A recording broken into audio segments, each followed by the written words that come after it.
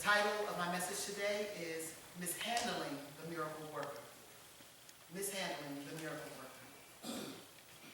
I've come to realize that God, Jesus, is very much like a parent. And I don't only mean how he loves and he cares for us and he provides for our every need.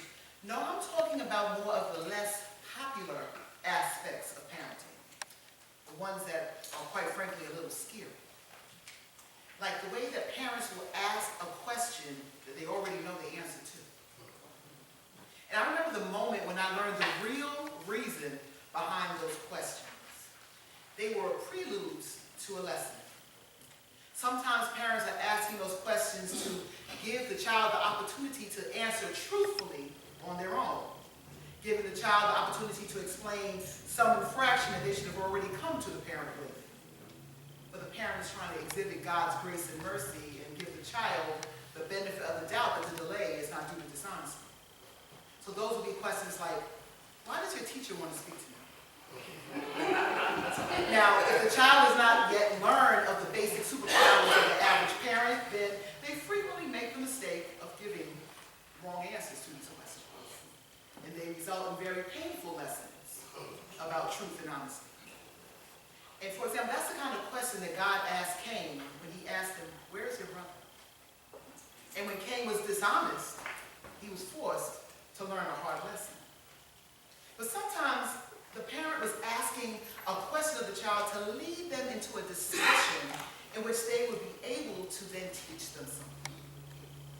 Questions like, what should you do if you have an emergency and you can't reach me? So that at that point they take the time to explain safety protocol and make sure that the child is learning how to think critically. And we've seen evidence of this also in Scripture, like when Jesus asked the disciples, who do men say that I am? He took this moment to teach them about who he truly was. In today's gospel, we see an example of the second type of question when Jesus asked Philip, where are we to buy bread for these people to eat? Scripture says that Jesus asked this to test him because he already knew what he was going to do. But Philip failed this test in a couple of ways. The first way that Philip mishandled the miracle worker was that Philip did not listen to what Jesus asked him. Jesus asked Philip, where are they to buy bread for the people to eat? But Philip starts talking about how much it would cost to say that they didn't have that kind of money. And no one asked Philip that. Jesus asked Philip where they were to get the bread from. And this was an introduction to a lesson about how Jesus could and would provide for our needs and to demonstrate Jesus' ability to do the impossible. But Philip did not answer the question that Jesus actually asked. And by not answering the question, Philip put Jesus within confines that could have limited Jesus' capacity to perform the miracle, except that Jesus isn't us. Because human disobedience will not limit Jesus' ability to be God. We will just end up being the ones who miss out. So the first way to keep us from mishandling the miracle worker is to listen to what God is saying to you or asking you. Have you ever asked a child a question and instead of answering your question, they start answering around your question? Why didn't you clean your room? But I did my homework. Or, did I tell you to do that? But Ricky did it. Doesn't that make you crazy? But isn't that what we do to God? God has asked us, didn't I tell you to go apologize to your brother? But God, he's not going to listen anyway. I tried to apologize to him when we were 15 and he didn't listen. He ain't going to hear me out now. Or God's told us, you know, it's time for you to start that mentoring program for teenage parents that you've been dreaming about. And you start with, well, I don't have the money or a place to start that kind of program. And I'm too old to do that now. But nobody asked you that. What is God telling you to do now? Or what has he been asking of you to do for the longest? See, because this is the second way that Philip messed up and mishandled the miracle worker. Doubting him. The scripture talks about how crowds of people began to follow Jesus because they saw what he had already been doing for the sick. People saw the miracles and just started following the miracle worker. They wanted to be near Jesus because they realized that there was something special, something different about this man. They saw and they believed. But Philip had been with Jesus from the beginning. He saw firsthand all of the awesome things that Jesus was capable of, and he still doubted. So that's why he started answering about how it could not happen when Jesus was asking him where to go to make it happen. And it's that same doubt that has us answering questions that God never asked us. We have each seen God perform miracles in our lives. Before, how many times did you have more month than you had money? Yet you somehow found a way to pay all your bills. Or how many times did we think that we would not be able to live and recover from the betrayal of a loved one? Thought that we would never trust again. Yet God not only got us through, but surrounded us with a better group of people. How many times did we think that we would never recover from something, yet here we are, survivors, not victims? So to keep us from mishandling the miracle worker, first, listen to what God is saying to you or asking you. Second, don't doubt, just do. Because Jesus has already proven himself time after time after time after time in your life. So how many times are we going to make him audition to play the role of our Savior? Trust in Jesus. Because he's fed you when you were hungry. Trust Jesus. He's given you loved ones when you were lonely.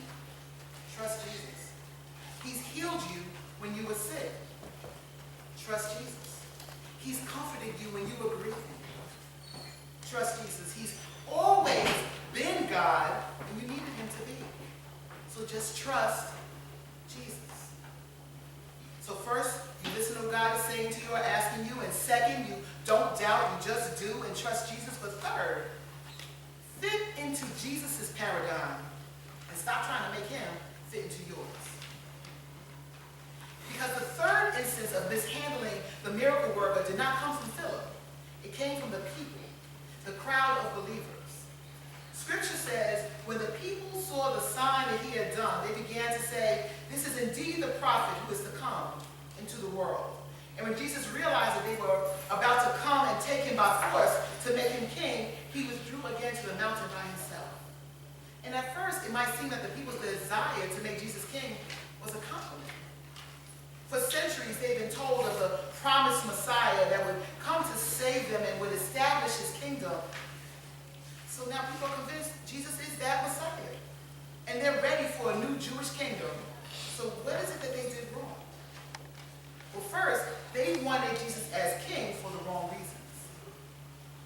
They were looking for Jesus to be a traditional king, a military power with wealth. But Jesus was not interested in having the Romans be subject to him. He came to serve others and to sacrifice his life so that sin would be subject to him. Jesus was not looking to gain wealth because he knew how it could corrupt. And Jesus was against violence, so being a military head would be against his values. In addition, the people were awed by the wondrous things that Jesus had performed and the incredible miracles that he was able to do. And they saw Jesus as the one that could do things for them and even feed them. But Jesus was not sent here for, nor was he interested in being anyone's genie. Now, he truly is a giver, but he himself is also a gift. He wanted the people to follow him for who he was and what he came to do, not what material or creature comfort things that he could do for them. Because that's fickle type of love. As long as you and I are doing what I want, as long as you're doing what I want and need you to do, I'm with you. And too often we want Jesus to fit into that comfortable cage that we've designed for him. But he's not some divine puppet waiting for us to pull his strings at our whim. We're supposed to be catering to his whim. You see, we're comfortable with Jesus the provider, but we don't like the idea of Jesus that doesn't give us what we think we deserve. We're comfortable with Jesus the healer, but We don't really like the idea of a Jesus that expects us to praise him even if we are sick. So we're comfortable with Jesus, the protector, but we don't really like the idea of a Jesus that expects us to trust him when we're under attack. We're comfortable with Jesus as our peace, but we don't like the idea of a Jesus that lets a little chaos slip into our lives to teach us to turn to him. We like Jesus the shepherd, looking after us and keeping us, but we're not that comfortable with the temple Jesus who came into the church flipping over tables and whipping the people who were disrespecting his house. We like Jesus the giver. But when he wants us to model him as Jesus the servant, we get a little uptight because we want Jesus to fit into our lifestyles. To fit into the role that we need or that we want him to play, to be there for us and to do for us, and to not try to force us outside of our comfort zone. But that's not who Jesus is, and that's not what Jesus does. And if we're truly accepting of Jesus by inviting him to be the Lord over our lives, then we are agreeing to submit to his plan for us. We're agreeing to pursue the purpose that he has for our lives. We are giving him total control. Because frankly, we've already seen he knows what he's doing. He's the same God that made order out of chaos and created the world. He's the same God that breathed life into dirt and created man. He's the same God that created the animals and nature and wisdom. And he's the same God that has been there for you, orchestrating your life since before you even took your first breath. And who will be there when you take your last. So who are we to dare to dictate anything to Jesus? Fit into Jesus' paradigm and stop trying to make him fit into yours.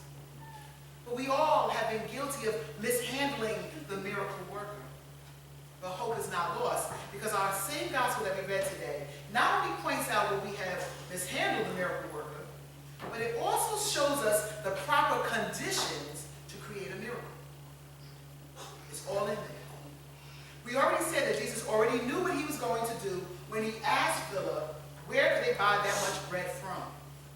Jesus did not need Philip to perform the miracle, but Jesus was giving Philip the chance to be a part of the miracle. Jesus already knew that in that massive crowd there was a young man with a pretty sizable lunch for a kid. 2 fish and 5 loaves of bread. And sometimes we are guilty on looking down on the contributions of our youth, but frequently their innocence allows them to be able to take risks. They'll take the chances that we as adults are too cautious to take. And at Jesus' request, this young man gambled everything he had on the Messiah. He had probably heard the stories of this man born to a virgin, of Jesus healing the sick, speaking to the weather, and they're listening to him. So when he was asked without hesitation, he gave up what he had for himself to the Savior. He didn't know what Jesus was going to do with it. Jesus might have wanted just to take it for himself and eat it. But without questioning, this young man gave his all. So the first condition to create a miracle is willing sacrifice. Are you willing to give what you have to Jesus? Would you bet everything on Jesus? Because if the young man had not been willing, then this story would have gone a little bit different. But because he was willing and because he did give it all, the boy not only got everything that he needed, but he was able to bless thousands more. Too often we are so pressed to hold on to possessions, afraid to lose what we have, or afraid to not seem like we have more than we actually do. So we hold on to things that have real little value and end up missing out on what is priceless, being used by the Savior. So the first condition to create a miracle is willing sacrifice. The second condition to create a miracle is obedience. Jesus told the disciples to have everyone sit down. Now y'all know how hard it is to get a group of people to listen. Can you imagine trying to get 5,000 people to do the same thing at the same time? But they did it. And because of their willingness to obey, they were all able to be blessed in abundance. They ate their fill, and they were able to have more, and then there was still 12 baskets of food left over. The things that Jesus could do if we would just listen. Think of the lives that Jesus could change if we would just listen. Think of the relationships that Jesus could repair if we would just listen. Think of the inventions that Jesus could inspire if we would just listen. Think of the miracles that Jesus could perform today if we would just listen. Because Jesus is going to do what he sets out to do with us or in spite of us.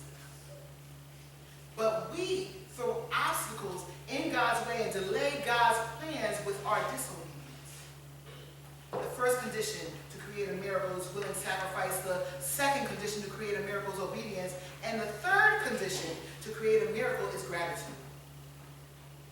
Jesus took the food and gave thanks. That was the only thing he did after he got the food and before he fed 5,000 people with it. Because gratitude multiplies blessings. Jesus thanked God for what did not look like enough, and it became excess. Maybe if we show God gratitude for what he's already blessed us with, he can multiply our resources too and bless thousands also. God, this apartment ain't much, but I thank you for shelter.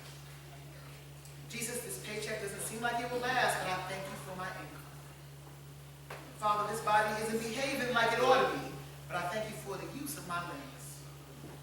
My God, I might not have what I want to eat tonight, but thank you for not letting me go to bed hungry. Jesus, my closet isn't as full as my friends, but thank you for letting me have clothes to wear. Jesus, I swear I forget everything, but I thank you for waking me up in my right mind. Gratitude is a multiplier. And the first thing that it multiplies is the memory of how